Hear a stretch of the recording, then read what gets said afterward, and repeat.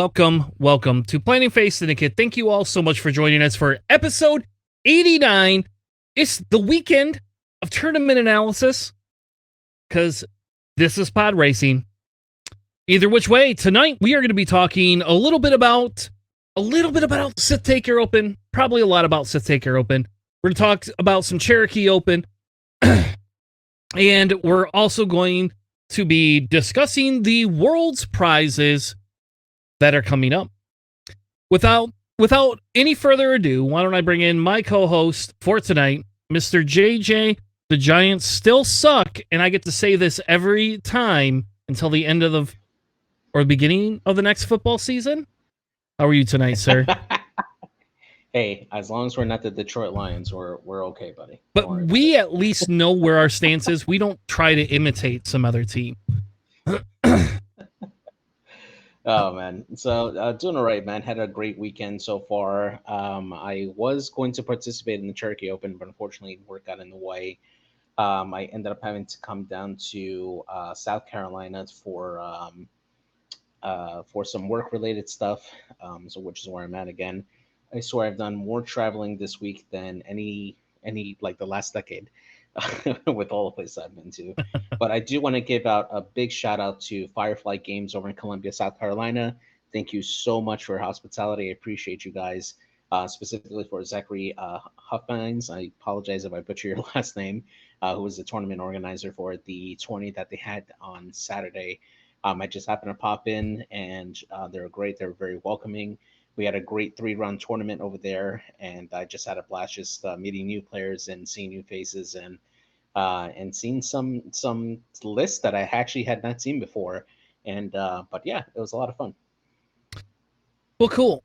We also had a Prep for Worlds tournament in Detroit this weekend, or in Warren, Michigan.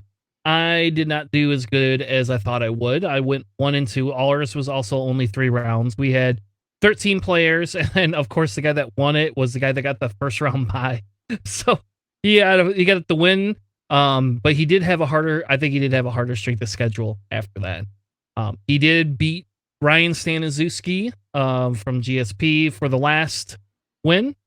So it was a lot of fun. I had Valen Doss one-shotted in 2 games, and I had a Grievous almost one-shotted at range 3 in a game as well. So, wow.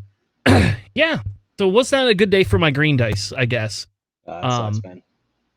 But yeah, I ran that crazy weird little outmaneuver list that I got from Crispy. But that was pretty fun. It was still fun. It's still really fun to run that list. I mean, when you get to re-roll 5 green dice because you rolled all blanks and you need to get strain, or you need to get evades so you don't die with your re-roll T81 man. It's fun. It's really it's like heroic, except for you get 1,000,000 strain. I actually don't even own enough strain tokens to put on the table. So he's saying that he's like Finn, but in a tri-fighter. Kind of, except for he's worth 2 more points, and you don't get focuses ever, and you can't add dice. He's a 4 or 5. He's 5. Oh, wow. Okay. Yeah, he's the same cost as Grievous. Okay. And he doesn't he has better green dice than Grievous does normally. Yeah, that's true. Yeah, it was fun to run. We had a fun time. I went out to my buddy's house. We played a lot of Arkham Horror this weekend. I got him into that. So nice. Spent a lot of time doing that. The other thing, I guess, let's talk a little bit, I guess, ahead of time since we're both here, right? So we officially have started Nickel City Season 3 League. That's right. I guess I forgot to remind Alex to sign up somehow. I thought I reminded him, but I guess I didn't. So Alex never signed up, who will also not be here tonight. But that has kicked off, and I have officially been passed over until JJ picked me. I don't know, at some point where I actually forgot we were doing a draft. Second pick, dude. You were my second pick in the draft, buddy. I know. Just to let you know. I forgot you guys were airing the draft because I had a council meeting for a committee that I'm on, a local committee that I'm on, that I ended up having to go to, and I had to chair. I basically had to chair Thursday night, so I got to rewatch the replays Friday when I got home, from hanging out with my buddy, and so that was fun. It was nice to see all the trash talk that everybody was throwing. Yeah, it was definitely a fun time. I'm very very pleased with my team that I was able to draft this season. I think that we're going to go very deep, probably into the final, and hopefully take that final. And I think that we have a good solid team that's going to do very well this season. So I have very high hopes for our team, for Team Endgame. Yeah, and I got drafted into something that was not CIS, so there you go. Yeah, Less practice intentional. for Worlds, but at least it'll Yeah, be a different faction since I've it ran was one definitely faction intentional, forever. but yeah, definitely. So, but yeah, man, I'm excited. Hopefully, we'll be starting to stream more of those games as they come along. So stay tuned on our podcast here. We'll be streaming some of those live games for the Nickel City League here on Planet Face Syndicate. Yeah, because otherwise, with there being so many teams now, Greg would almost have to stream every night, I think, to get these games in. Yeah, and if you're not aware, last season we only had it first started out with 4 teams.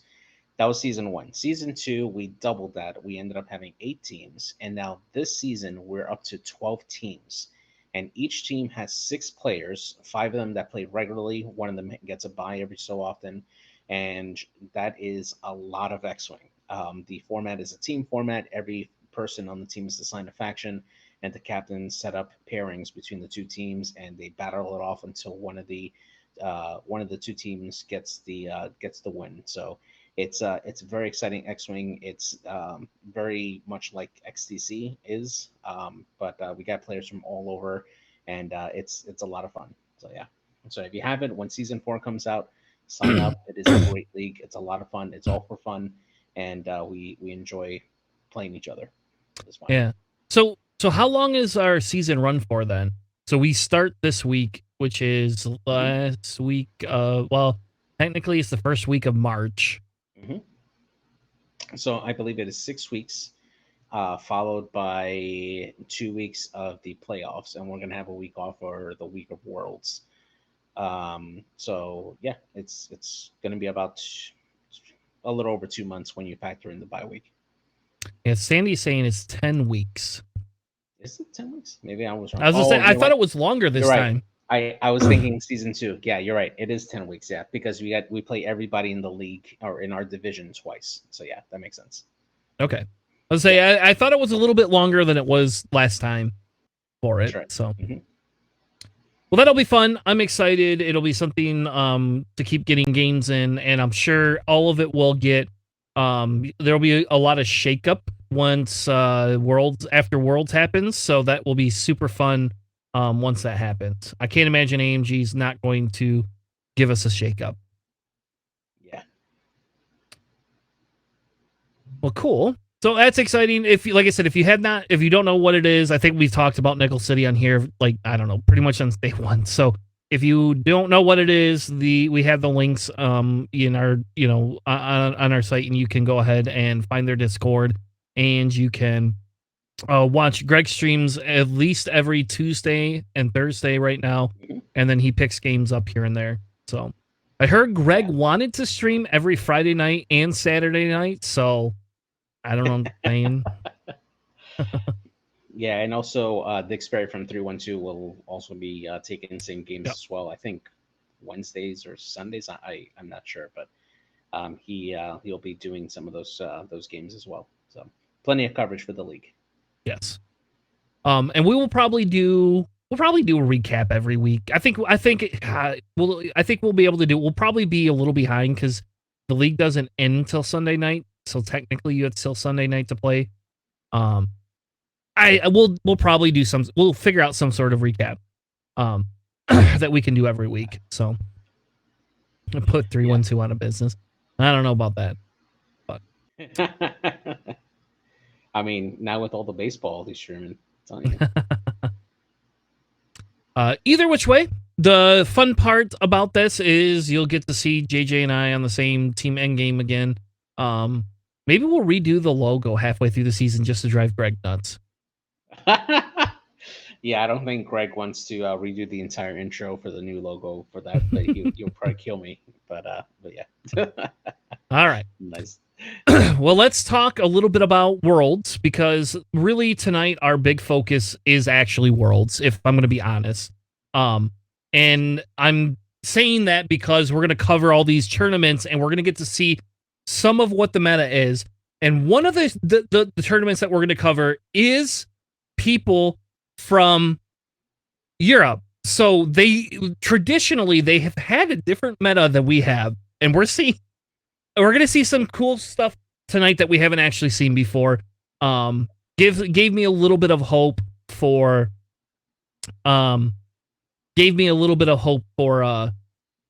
flying some Tri-Fighters. So there was some Tri-Fighter success this weekend. It's pretty fun. Yeah. But awesome. Let's talk about Adepticon prizes, because the AMG team, or I guess Will Schick, released what the World's prize is, some pictures for us, and all of that. This year, they are going all in on Rebels themes, which I think is cool, kind of, except for, isn't that like the worst faction? The one faction that's not doing very well right now. So, I mean, I personally, Rebels is like my favorite Dave Filoni Star Wars period right now. And yes, I know Mando and other crap, yeah. But I absolutely love this stuff. This particular theme of having the set of the Rebels like cards on here and there. My only gripe on this is that there is not a card for Hera B-Wing, only the A-Wing, and there's not a card for Sabine A-Wing, and only the TIE Fighter. That's my only gripe about it. But I absolutely love the artwork that they chose for these cards. It is just really good. And when we scroll down a little bit, we'll get to see the templates that they chose. They're really good. Yeah, so the theme this year is going to be Rebels. I do like that show actually quite a bit. That is one of my I would say I like that over 50% of the Clone Wars, because some of the Clone Wars sucked. Yeah. But this show was very well done. I actually almost like it better than Bad Batch right now. Yes. Personally. So which I'm really behind, but yeah. Well, good. I'll ruin it for you in a few minutes. So they got some cards. They have, of course, the standard picture. They looks like we're gonna get some tokens, which I don't know why we're getting tokens for these people. Like, why am I getting a Hera token? It's cool looking. Like, and I'll be honest, those dial covers are pretty dope. Like, that Sabine dial cover right there is just amazing. I love it. And it looks like they're giving us dials to go with dial cover. So it's not going to just be a cover that you have to attach. They're giving you the actual dials for it. And then, on top of that, if you look, they're giving us the tokens, the chit tokens, and it's going to have the actual picture of the character on it. So this makes me wonder why they couldn't have done, they did Kanan, they could have done Callus on the other side. Like, we could have had a Callus one, wouldn't it? Like, just Callus. Another side? Yeah. Wouldn't that be cool? Yeah, exactly. I don't know. Callus, I didn't even think of Callus, man. Wow, yeah, Callus is such a no-brainer because he is a really good VCX pilot for X-Wing.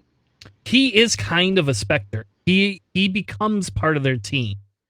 So, spoiler alert for anybody who hasn't seen Rebels. If you haven't watched Rebels at this point in your life, sorry, but we aren't the only ones spoiled.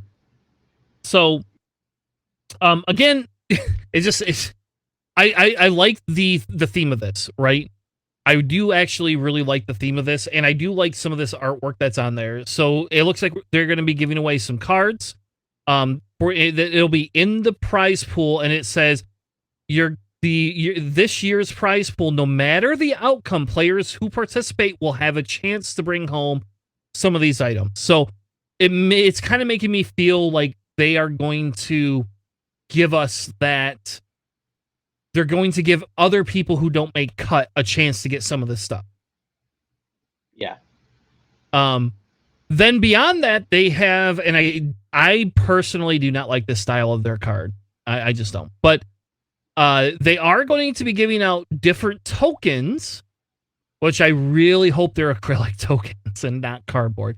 And they have a whole different set of pilot cards. One of them, it looks like, is Aurora.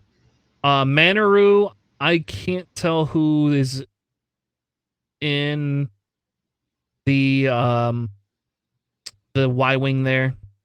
I don't know which one that is. And then they're putting a B-wing, like Gina Moonsong, right? So, like, JJ, you should be excited. You ran Gina like a mother. Yeah. All the Gina's time. a good pilot when paired with Tennum. Really good. So that's kind of cool. You can see they have like a little Mandalorian tokens. I like those. A little BB-8 droid hat tokens. I like those too. So they said additionally, a number of prizes will be given out each round, distributed evenly as possible, including metal ink ship cards of iconic pilots such as Poe Dameron, Dengar. And then continuing the Spectre theme is all. Oh, it does say acrylic. I am dumb. I should have read that. So they're going to give out acrylic tokens.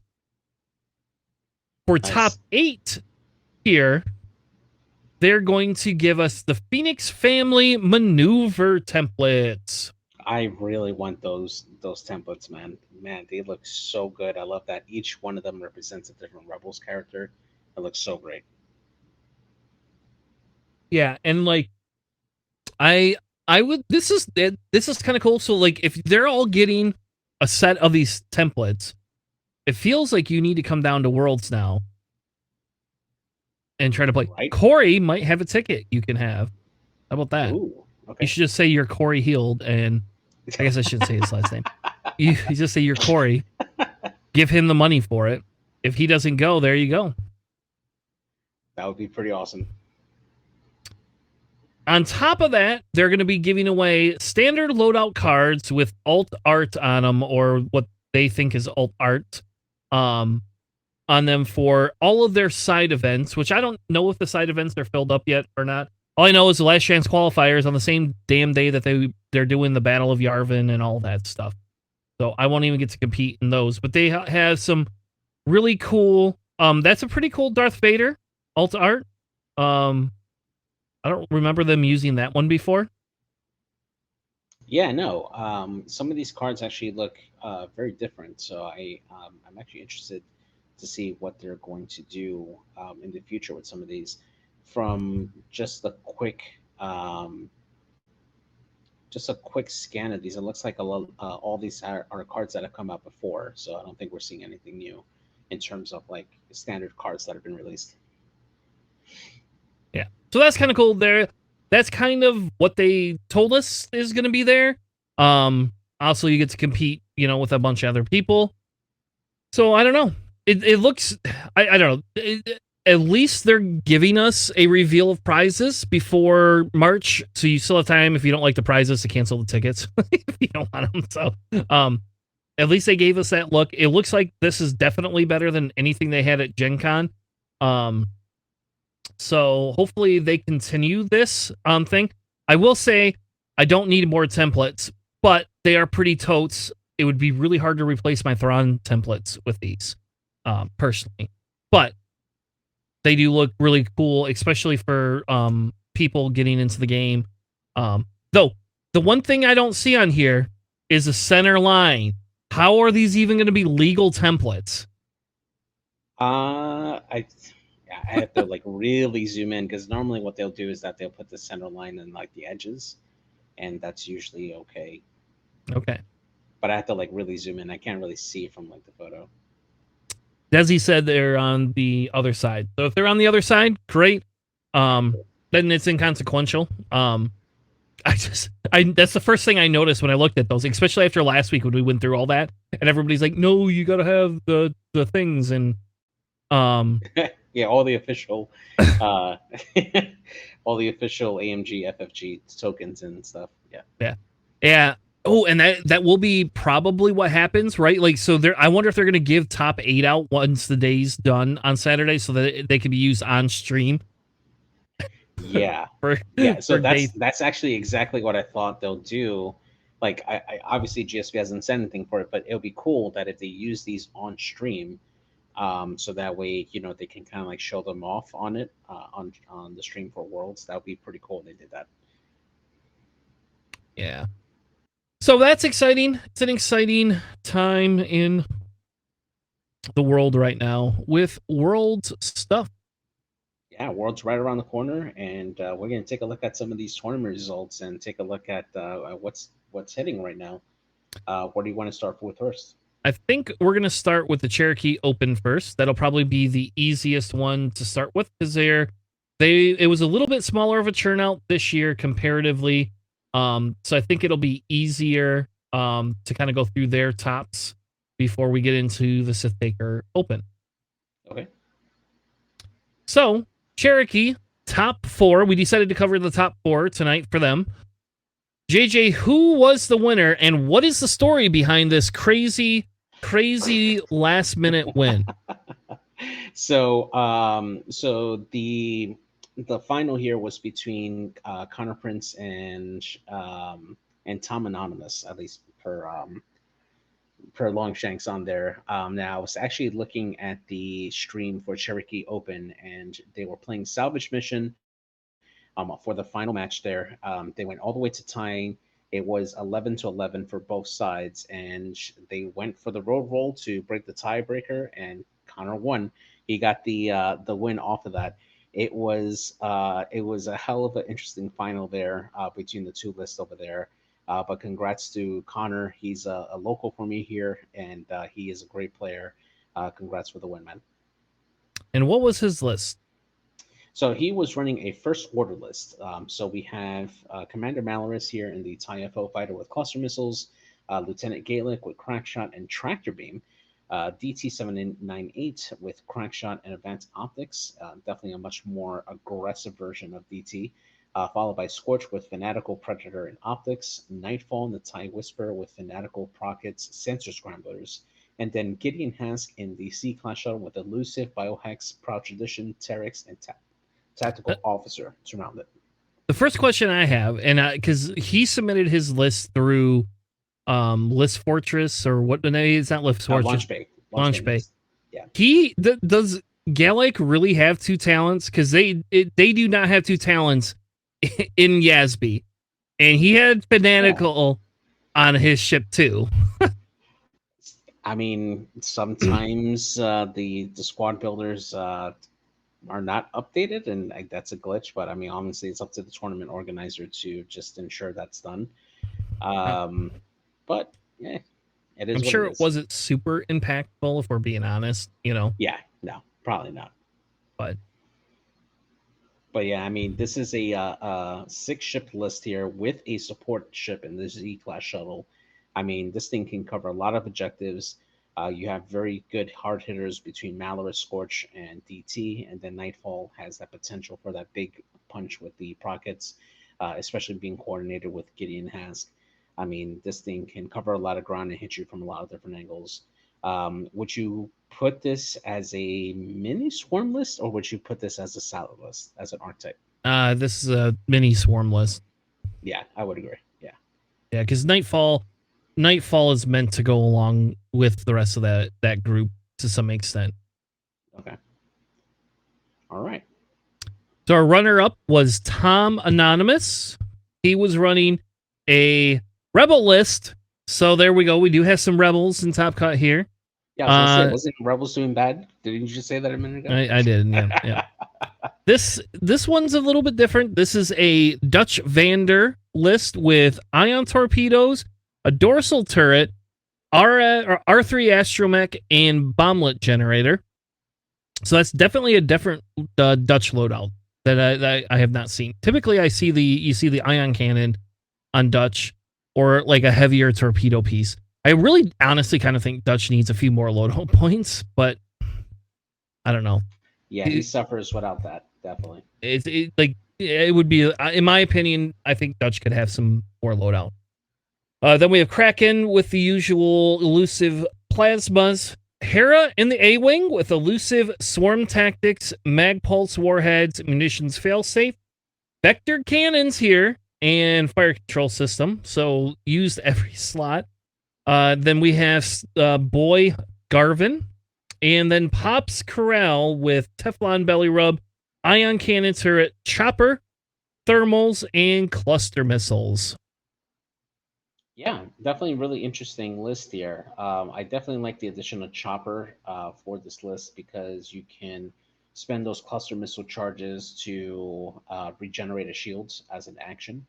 And you'll have Hera and Garvin being able to give you tokens, Iron Kraken being able to do that shot and then coordinate a target lock if you need to Pops, and Pops can generate his own focus with his own ability.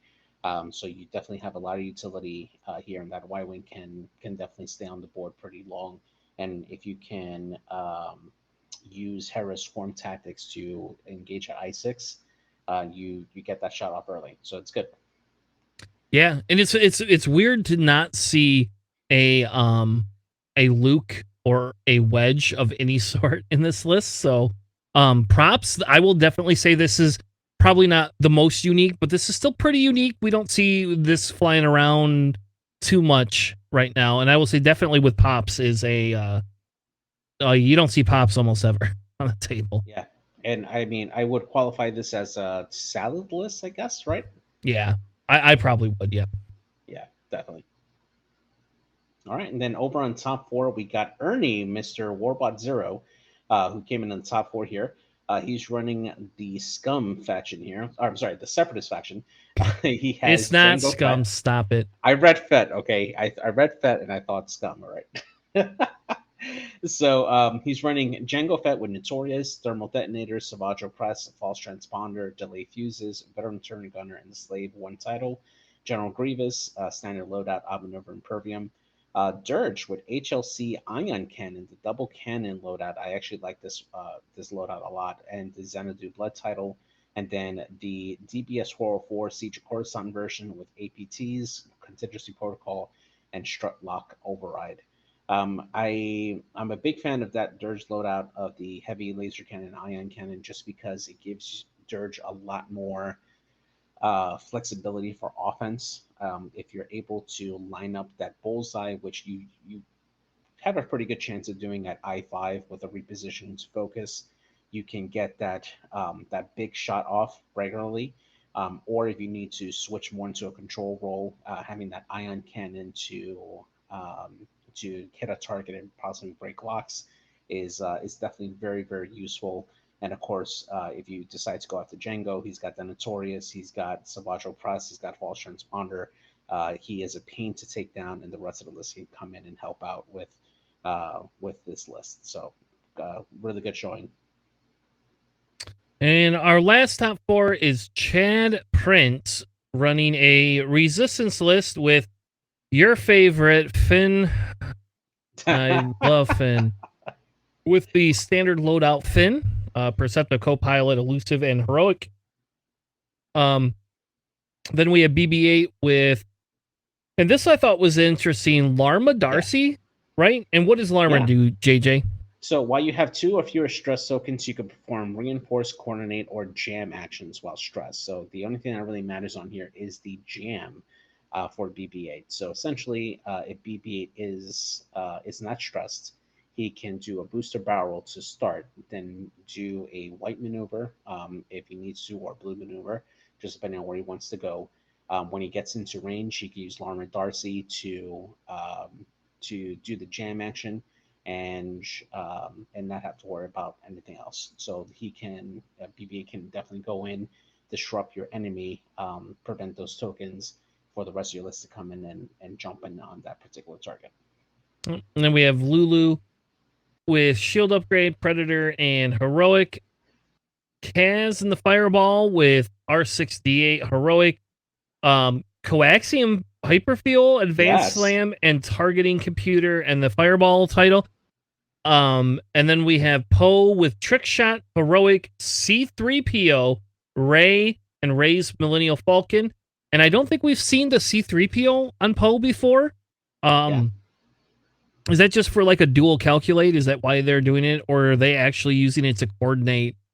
Or well, I mean, you could do both, right? Because you can at I6, Poe already sees most of the board. So if you need to do a coordinate to get Kaz into a better position or out of danger, or Ludo to, that target lock for that big shot, and then link it into a boost so that way Ludo can go offensively. That's pretty big at I6. Or if everybody's okay, you like where you are, you get double calculates, and between that and heroic and Ray to back up your offense, Poe is going to be very, very accurate for taking those shots, especially with trick shot. Has a lot of agency to get 3 to 4 hits on average. Yep.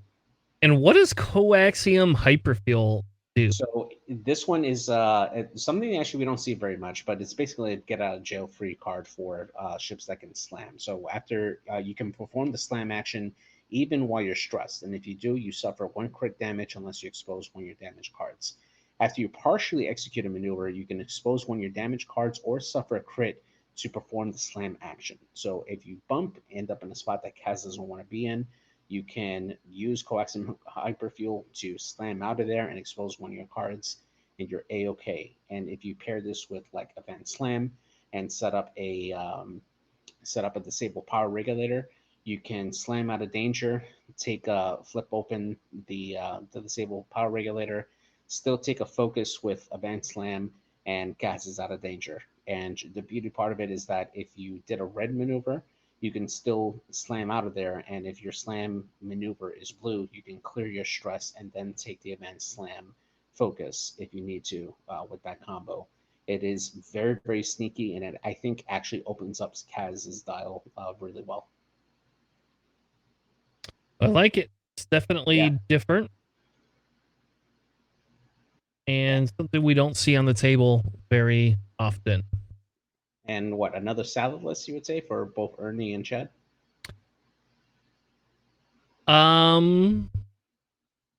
That's a good question. I do not think the salad list. I don't think Ernie's is a salad list. I guess I don't think that I would consider that What a would you call salad it? A list. beef list? Yeah, that one's more of like a cross between a beef and um I don't know, maybe somewhat of somewhat of an AC list. Yeah. Yeah. It's kind of like a cross between those two. Oops, I clicked the wrong button. But yeah, that pull one is probably a salad. It's more. It's not quite a salad, but it's pretty close. So, Yeah, you do have definitely. two of the same ship in there. So, Hmm. all right. Well, why don't we move on to the Sith Taker Open? If you watched the final, I was very. This is like Gen Con a little bit, right? We're getting some repeat lists here. Um, coming back in to play. If you thought Hawk and Contrail and Anakin and Obi were gone, you were mistaken because they are back. JJ, who won? Who won the Sith Taker Open? So Fawn Langalan ended up taking the Sith Taker Open here with a Republic list. So we got here Anakin Skywalker in the Delta 7B with Crackshot R4P17 and Shield Upgrade. Obi-Wan Kenobi in the Delta 7 with Elusive CLT and Shield Upgrade. Contrail, this is the customized version, comes with Crackshot, Shield Upgrade, and the Best title. And then in the lat, we have Hawk with Dedicated, 7th Fleet Gunner, and Agile Gunner to round off this list. Still a very, very great Aces type list here with the support with the Hawk.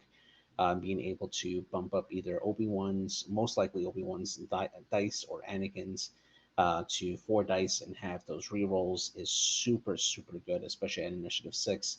Anakin being able to punch through with Crackshot is always really great, and being able to use R4P17 to get that extra action when you do the red maneuver is really good. It lets Anakin be in a lot of different places, and if he ends up getting that bullseye or being at range one, he can use the force, get rid of that stress, and open up the rest of his dial or all of his actions rather. So it's really good. Yep. And then we had the runner up was Tom Reed with Boba, Kanan, and Rook.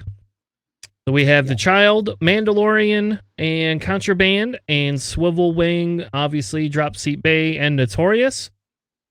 Boba has Fearless, Proton, Bombs, C, Contraband, Veteran Tail Gunner, Slave 1, Ahsoka Tano. So going back to the top four coverage here for Sith Taker Open, the next one on our list here for top four here was Don Flanagan, running the wow, I did it again. The Separatist faction.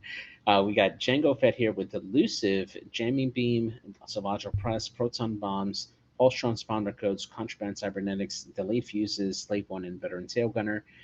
We got Dirge with Elusive Proton Cannons and Xanadu Blood with Proton Bombs. General Grievous, standard loadout, outmaneuver, and the title, and then Siege of Coruscant 404 to round off that list. Very similar to the other list that we saw over in the Cherokee Open, but this is a more defensive, I would say, Jango Fett with the Elusive and Proton Bombs, but still very solid list there. Yeah, it's just a non-Notorious list, so I think there's been some discussion about whether Notorious is the right call for Django or not. And this has kind of been the ongoing one that people have been playing with in the Separatist faction, except for me. Obviously, I went decided to try Tri-Fighters, like for I don't know, like 3 months now. And but this Django Fett is definitely a little bit different of a build with the Elusive, because you could run Treacherous too. And I'll be honest, how often are you're gonna probably do one turnaround maneuver in a game with Django? So I don't know. I mean, I guess it's 2 points. It's kind of like Treacherous. It triggers once typically. I don't know. It's easier to get off than Treacherous. How about that? Yeah, definitely. What would you think if they changed Elusive and it just said flip your Elusive charge, gives you a free evade once per turn or once per game? That would make an auto include for a lot of lists, and I think that as is right now, just giving you the probability of just getting a chance to do it is better than just automatically guaranteeing a charge for it. Because think about it. Think about any 3 agility ship that can take it with force, like Second Sister, or Vader, the customized Vader. Imagine him giving a free evade on top of all the tokens and stuff that they have. Yeah, no, Elusive is fine where as is. All right, so moving on to Liam's list. Liam from the Sith Takers ran a Django, Ballin, Dirge, and an Aflac droid. It's crazy, right? Aflac droid, man, coming back. Their Dirge is marksmanship, proton cannons, delayed fuses, and proton bombs. So going all in on crit making. Ballin DOS without maneuver to be the cheaper version of Grievous, I guess. And then the Aflac is the standard loadout. Then we have Treacherous, Savage, FTC, Proton Bombs, Contraband, Delayed Fuses, and Veteran's Hail Gunner on Django. This is definitely interesting. It's, this is similar to Crispy was playing around with 3 Tri-Fighters and Django. This is 2 Tri-Fighters and Dirge, but this is literally an all I5 or higher list. There is no low initiatives in this list at all. And there's no Grievous. This is weird not seeing Grievous in here, Yeah, definitely. Now, as a person who's been playing the Tri-Fighters more, do you think that the Flak loses its versatility without having a second Flak, or at least another ship that can share calculates with? So yes and no. I don't think it loses its versatility. I think it changes the way you play. I think that's what this does. This essentially, this is being taken because you get the free mods, so it allows you to always be evaded and calculated every turn. Or it allows you to reposition, evade, and calculate. It does a lot of different things. My belief for how he ran this list, and I don't remember if he was on stream or not, is the Tri Fighters are the heavy hitters, and they're going in hitting and then flying to the other side of the board and hitting the other sun and kind of trading places. That's my theory behind how I would run that list. And then you have Dirge and Django kind of going into the middle, picking which targets they want to eliminate. Okay. That would be my guess is how he ran that list. Okay. I could be wrong. I can't remember if he talked about this the week before on Sith Takers or not. But that would be that's how I would run that, especially with Ballin without maneuver. I would be running that in there, hitting something, and then having to run to the other side of the board. I can tell you the Tri-Fighters do not want to live if you focus fire on them. So, yeah, definitely. All right. So moving on now to the top 8 here. So we got over here Jonas running the Republic here. So we got Obi-Wan Kenobi here in the Delta 7 with elusive CLT shield upgrade.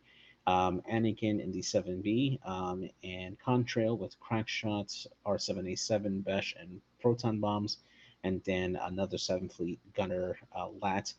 Pretty similar to the winners list. The only difference here is Contrail's loadout, but still very very good aces and Lat builds. yep. Then we have Ali Pocknell running.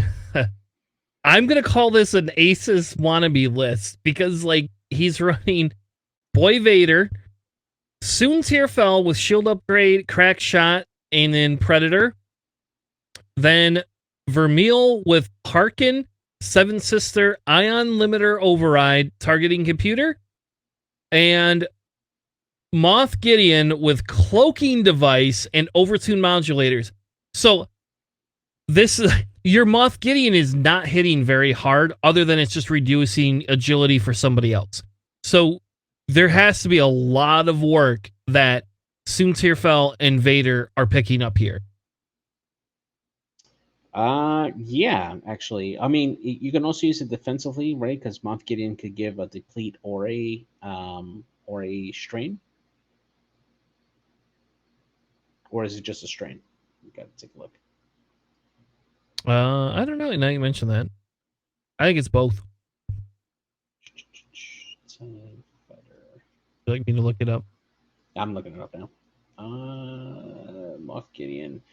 So you can defense before dice hand, you can spend charge friendship. Oh, so it prevents the dice modification, and you give a strain to a friendly ship.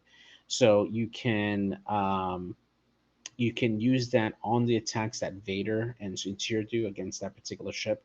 So I mean, if you got a very heavily modded like ship that you need to take down with Vader and Suntir, you can use Moff Gideon to give that to basically stop those monsters from going through and just really pushing that damage there. So it's definitely an aggressive style type list there, and yeah, I think it's pretty cool. And the best part about it is that Gideon doesn't even have to engage; he just takes a cloak token and gets in the way as he needs to, and just uses his ability. So yeah. All right. Then we have Denny is next. JJ, what is Denny running? So Denny here is running my thing just went down briefly. So he's running a list here for the Empire. He's got Darth Vader and the X1, the customized version. He's running Pattern Analyzer, Magpulse Warheads, Fire Control System, and Afterburners. Gideon Hask again with Ruthless, Elusive, Cluster Missiles, and Targeting Computer. Iden Versio with Elusive and Ion Cannon, Moff Gideon with Cluster Missiles, Overtune Modulators, and Targeting Computer, and then 2 Academy pilots to round off this list here, making this a 6-ship list here with Vader. Definitely, I would call this a swarm list, I guess. Yeah, we've got 5 ties in Vader, so it definitely can cover a lot of ground here. Doesn't have a big punch other than Vader and potentially Gideon has with the missiles. But these ships can definitely cover a lot of ground. It's going to make you try to choose whether you're going to try to focus your efforts on taking out Vader or having these ties take shots of opportunity and possibly taking down your ships. So it's a definitely a really interesting list. All right. The next one is Kester Smith. And Kester is from actually our league, isn't he? He was in Nickel City last year. Last year. Mm-hmm. He is running Whisper Kylo with Instinctive Aim, Brilliant Evasion, Concussion Missiles, Predator, Pattern Analyzer, Munitions Failsafe. Then Wrath with Elusive, Predator, Ion Cannon, Pattern Analyzer. And Malorus with Clusters. DT-798 with Crackshot and Optics. And then Scorch with Predator, Optics, and Fanatical. Yeah, aggressive. Definitely a very aggressive list. Yeah, and it looks like the DT and Scorch are both not shield upgraded, right? So obviously they're going full on offense and daring you to kill them. Now, I am curious. What are your thoughts on Pattern Analyzer on the Whispers versus like Optics? For Kylo, it seems weird. I would be putting Optics on Kylo. For Wrath, I could see it with Wrath, to be honest with you, because Wrath can ionize you, do a turnaround maneuver, then re-ionize you again, and it basically be your control piece with it. I'm not 100% sure how he runs it. I assume Kylo kind of runs off by himself. Wrath will be kind of the flanking ship, and then the three ties are going to be in the middle to say, hey, who are we going to eat alive? And Wrath is there for that support piece, right? And with Wrath being that I-5, it gives him the ability to make a decision. Do you want to shoot with everybody and then ionize them? Do you want to ionize them first? Break some locks, that type of a thing. So, I don't hate it. I'll be honest. I do not hate it on Wrath. I don't like it on Kylo though. To me, Kylo just should have advanced optics stapled to him. But all right, yeah, I kind of agree. I do like having optics on Kylo. It just makes him that much more effective. I think Crispy is probably just like ingrained that into me, just seeing the Crispy list there for a long time. But I definitely don't think that pattern analyzer is a bad choice. I think it's actually a pretty interesting choice just to make the Whispers that much more of a night fighter, and keep time on target. All right, so let's take a quick break here real quick, and I want to talk about something before we get into top 16, because we will go through top 16 here in just a second. But what I kind of want to recognize is if we go back and look at some of these lists, right? Like, what are we seeing? So we're seeing Boba, Rook Kanan, that's standard. We're seeing standard Anakin, Obi, Contrail Hawk. Like, those are known elements within the meta here. I believe that this Jango Dirge Grievous 404 is kind of in the meta. And if you think about it, JJ, that is literally the list that I had been running with George and had success with. Like, that is the same list. Except for instead of 2 droids, you get Dirge, right? And now we got 404 in there because I used to run a bombardment drone, but now I can technically run 404 because he exists. Yeah. But that's almost the same list that we had been running, right? Mm-hmm. So I kind of feel that that's just the next version of that list that we had. The Jango, Tri-Fighter, and Dirge is definitely new. That is not something I don't feel we've seen a lot of. And same with Ollie's list.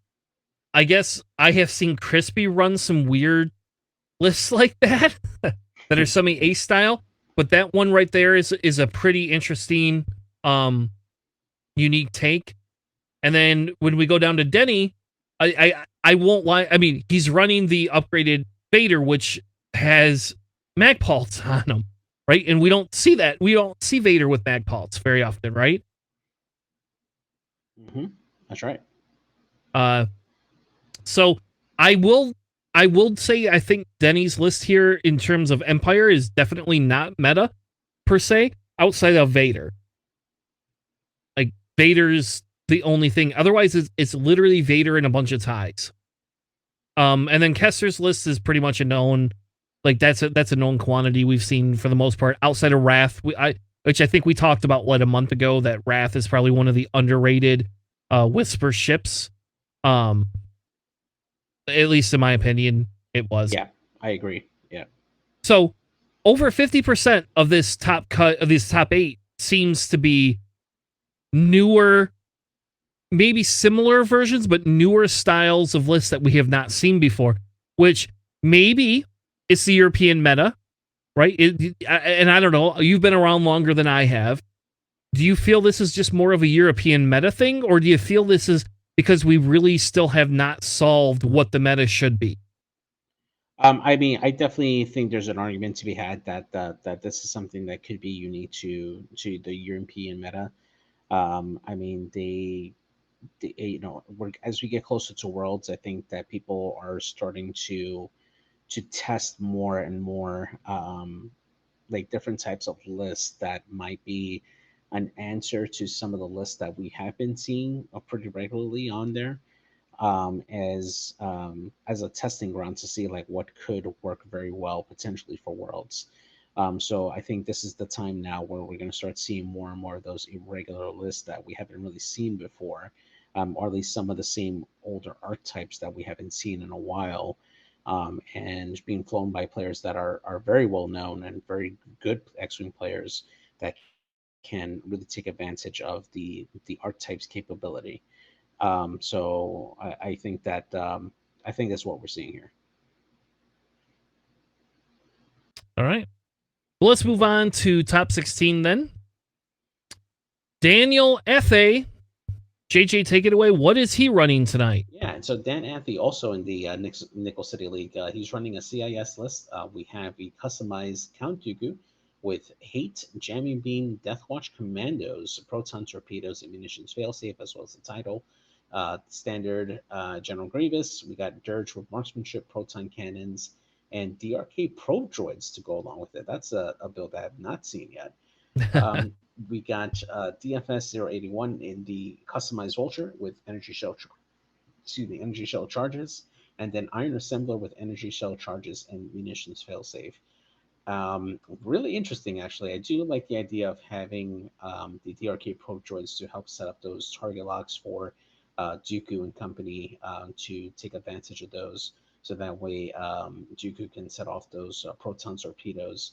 And yeah, I definitely like this list. There's definitely a lot of versatility with those two vultures that can go after objectives and still have that single energy cell charge to shoot that 3-die attack from range, and then the rest of the list has to go in and pick off everybody else.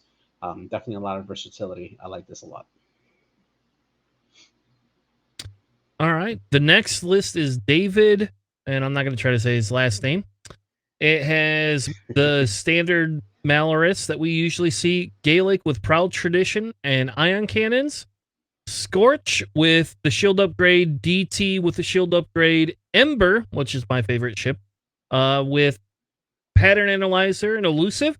And then we see a bomber. We see a bomber come back to life with Grudge with Electro Chafe and the Blazer Bomb, which I think he was on screen or on stream, and I don't remember seeing that damn Blazer Bomb go off. But I was playing as well on Saturday, so I have no idea. I have to go back and watch it. But crazy, right? I thought bombers were dead, JJ. No, they're alive and well, man. It's just people have kind of shifted away since the fall of the cluster mines. But as I and Desi in the chat saying a Blazer Bomb killed DT or Scorch in one of the matches. So hey, yeah, that's great. I'm actually a big fan of Blazer Bomb just because It's a larger bomb, so when it explodes, it has a bigger area effect, and it also leaves that blaze behind as an obstacle that could potentially do damage or stress out an enemy ship. So it's a very, very good control bomb that people don't use very often. And it has a lot of potential in the right list that can really punish those stress ships. All right. All right. And the next list is Sam Cooper with another CIS list. It just seems like CIS Yeah. doesn't want to quit today. Yeah. So he's running General Grievous standard loadout without maneuver, Dirge with elusive proton cannon and proton bombs, and then we get 3 bombardment drones with proximity mines on this one here, and then Iron Assembler to finish off with the energy shell charges and munitions failsafe. So 3 bombers here, doing very, very well, along with Dirge, who can also drop his own bombs. And man, those bombardment drones are chunky. They can take a lot of damage, and they can definitely do very well with the objectives. And you have Grievous and Dirge out there, just going down to hunt down any aces, or at least corral them into the range of the proximity mines. So it's really interesting. I like it a lot. Yep. And this is actually a version I had been playing with, because I tend to like swarms more than other things. But again, it's just really hard when you have Django in the mix. It's hard to not play Django. But this was a list I had been playing with a little bit before Rust Cup last year. Yeah. Determining if I wanted to swerve to this or not. So would you consider this a swarm list? Or yes. Okay. I would even though we have 2 non-swarm, ships in it, at this current time, based on that, I would have to consider this a swarm list.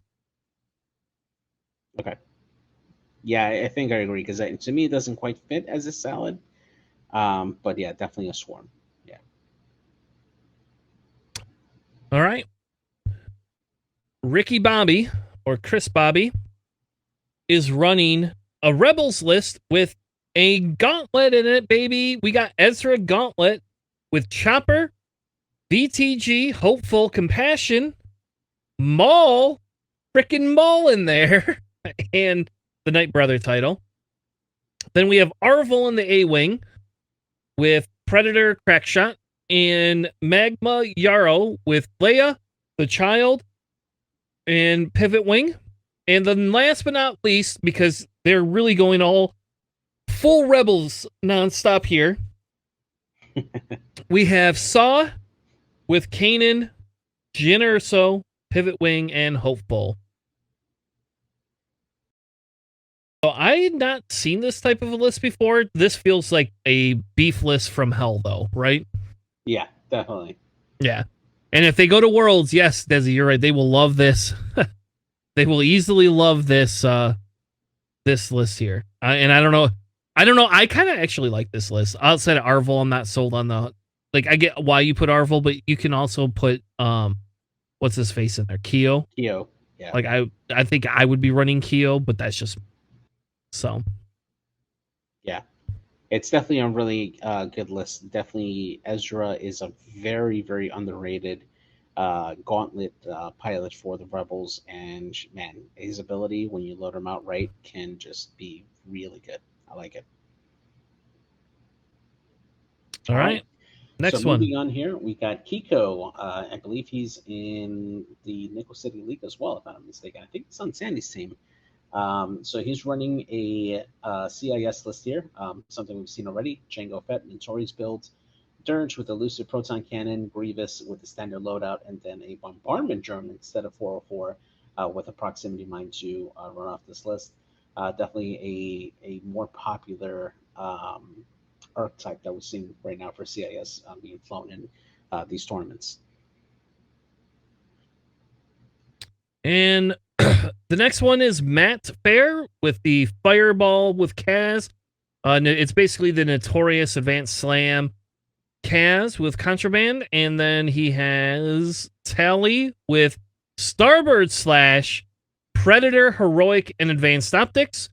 Ray Falcon with Patience, Heroic, Rose, Finn engine upgrade and the title. I still hate Finn and think Finn and Gunner should be banned.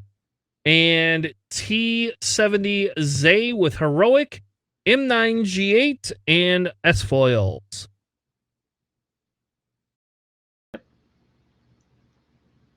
So I like this list as well, other than I effing hate Finn with a passion. That Starboard Slash is unique with Tally, but I guess it kind of makes sense, right? Because you can do a 5 straight through somebody, you can do a 3 bang, 3 hard, get right through them, dump crap onto them. Makes sense. Add that strain. Yeah. I would be very interested to know how often Matt got that off.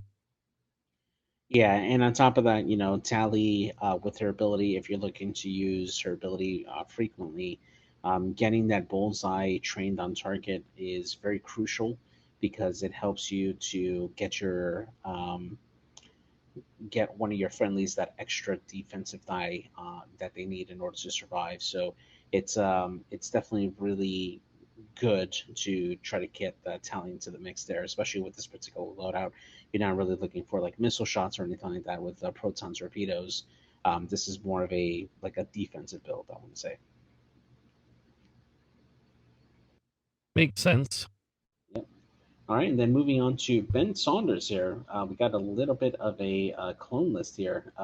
When I first saw this, he said Barris for this, a play on one for this. So he's got Barris Offie in the Delta 7 with Compassion, Chopper, and CLT. Then we have all Siege of Coruscant's pilots here. We got Wolf, Click, Contrail, Kickback, and Knack being the other clone here without born for this in the Z95 with fire control system, Mag Pulse warheads, and munition failsafe to round out that list.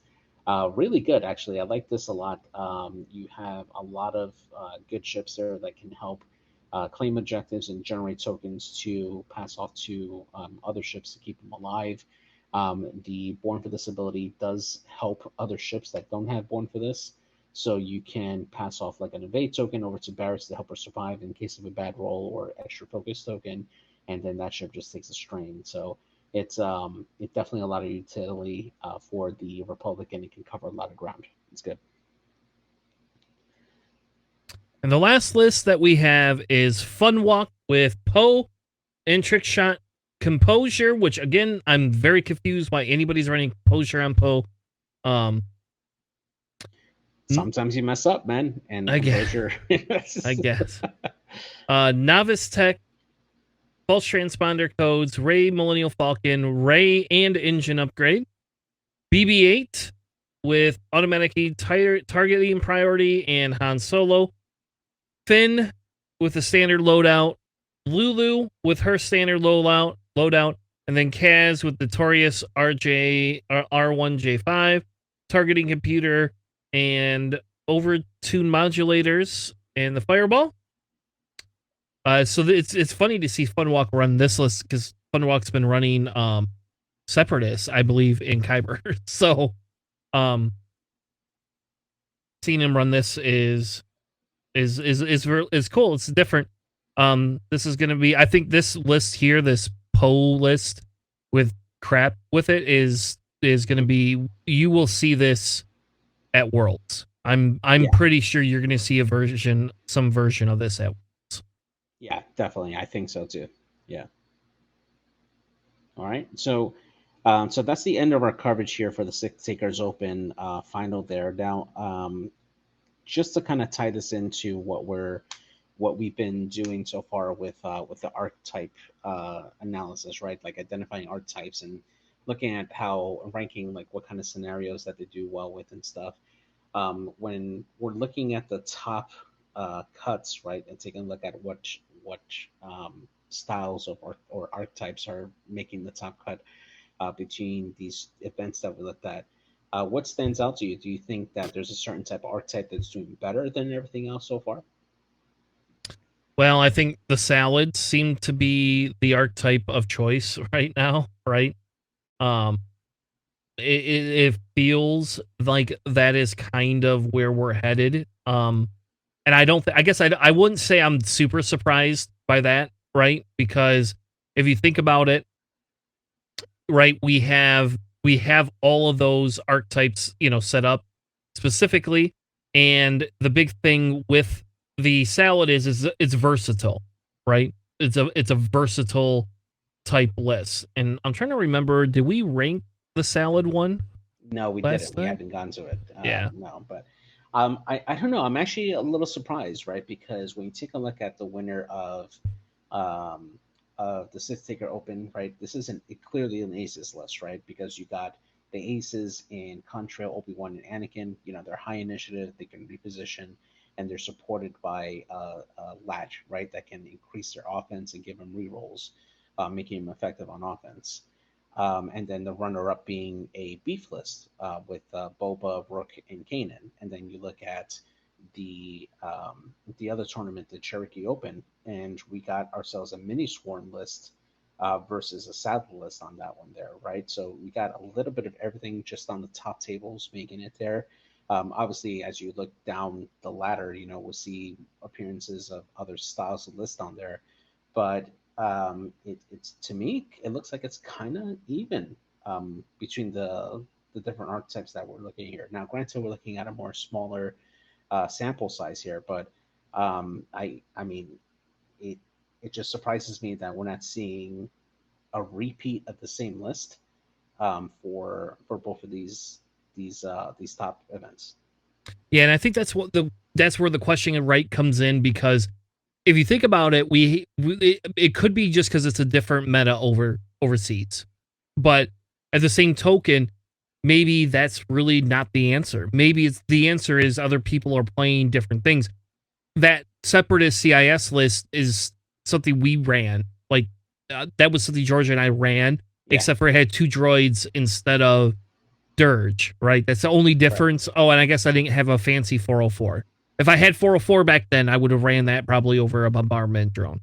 Um, so um, I'm not 100% surprised to say aces do really well. We did rank aces a little bit lower, lower. Yeah, we Um, did. Yeah, they got like a especially B. you and Alex. Yeah, So I won't tell you I'm surprised by that. I think so. So I guess on my side, I'm not as surprised, right? I gave it a B minus essentially. I think it does really well in the two scenarios. It has struggles in the other ones, but the one caveat we never take into this is, can you just murder things? If you could just murder things and don't have to play the objectives, and if you can ignore objectives, does that change that ranking? And when we did all these rankings, which we'll continue next week, we didn't take into account that maybe these lists just murder things instead, right? Um, so I'm not 100% surprised, especially if you look at a couple of those names in there for the ace list. I'm not super surprised, like Ali being in there, Fawn being in there. Like those don't surprise me too much in terms of like ace style running lists. Um, and that's kind of what we had said. Like when we did our tier ranking and we talked about, you know, if it's going to be A, B, C, S, whatever, the Bees have the ability, if you have a really good player that has put a lot of time into it. And like, so for example, Ollie's had 4 years now or 3 years now to perfect his ace play, better than what it was before. yeah, that's true. You know, those lists can be A tier to S tier. Um, and I think that's kind of what we're seeing here. Did we? I don't remember. Did in the Sith Taker Open? Did anybody go undefeated? I don't know if we looked at that. Not to my recollection. I don't. I would assume there would have been at least one undefeated person in the Swiss. Why don't we pull that up real quick?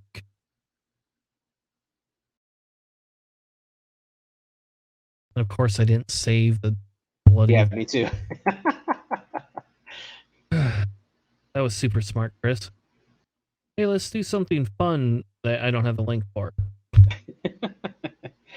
But I mean, going back to your comment about like taking into account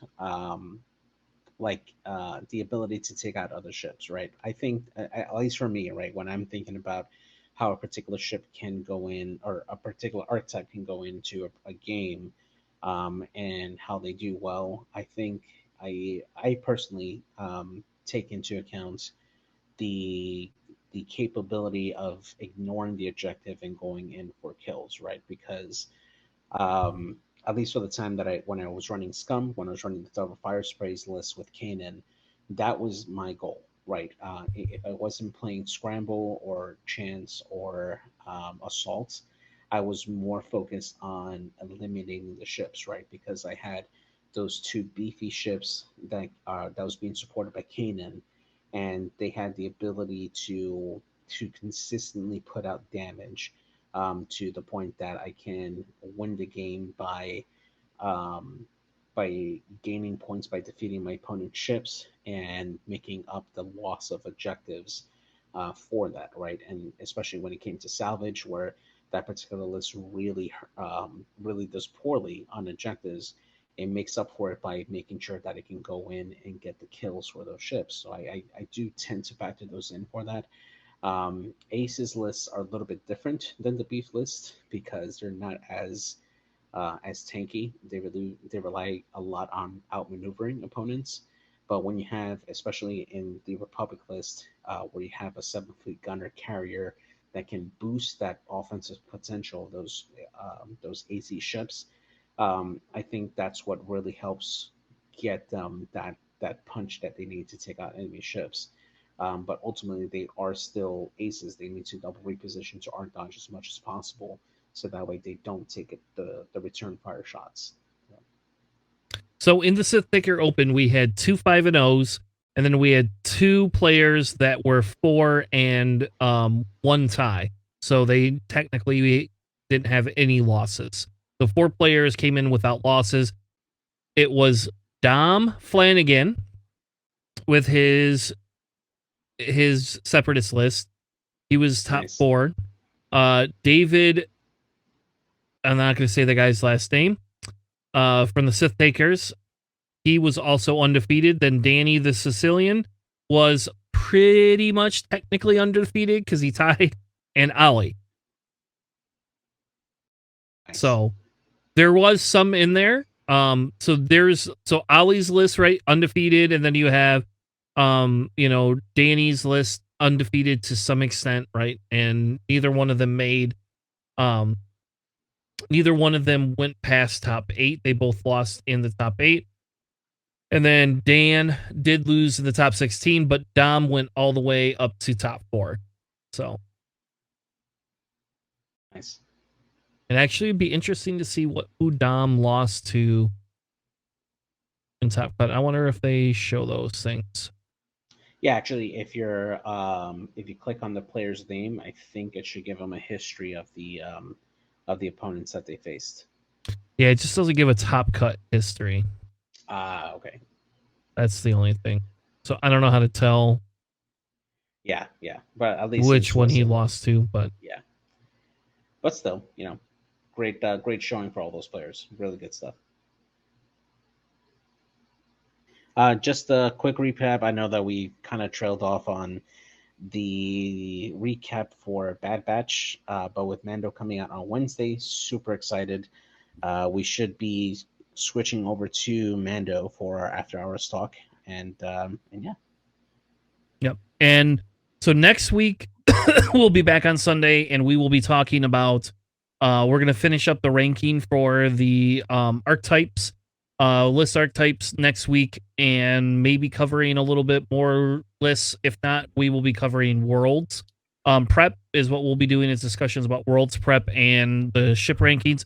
The week after that, we have to move the show to a different day. Because I am going to a flogging or a Dropkick Murphys concert on Sunday night and will not be in a condition to podcast when I get home. So where are they playing? they're playing in 20 Monroe. You should come over. They got Flogging Molly this week is Flogging Molly on Saturday. Is it? Okay, hold on. Maybe I don't. You know what? Hold on. Maybe Dropkick is not Sunday.